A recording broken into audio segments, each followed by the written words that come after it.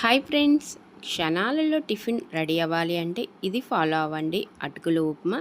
అలా వంటగదిలోకి వెళ్ళిపోయి ఆడుతూ పాడుతూ కేవలం 4 నిమిషాల్లో అటుకుల ఉప్మా రెడీ అయిపోతుంది. ప్లేట్లో వేసుకొని వేడివేడిగా తినొచ్చండి. ఇక ఆయిల్ వేసి ఆయిల్ వేడైన తర్వాత పోపు దినుసులు, వేరుశనగపప్పు, కొంచెం కరివేపాకు ఇవి ఫ్రై అయిన తర్వాత సన్నగా తరిగిన ఆనియన్, పచ్చిమిర్చి ఇవి కొంచెం బాగా వేగిన తర్వాత అటుకులను ఒకసారి శుభ్రంగా వాష్ చేసేసి ఆ తర్వాత అటుకులు వేసి ఆనియన్, అటుకులు అన్నీ వేగేలాగా వేగిన తర్వాత ఇప్పుడు మనం దీనిలో సాల్టు, కారం, పసుపు ఏమీ వేయక్కర్లేదండి. ఏమీ వేయకుండా అటుకుల ఉప్మా ఎలా రెడీ అవుతుందండి?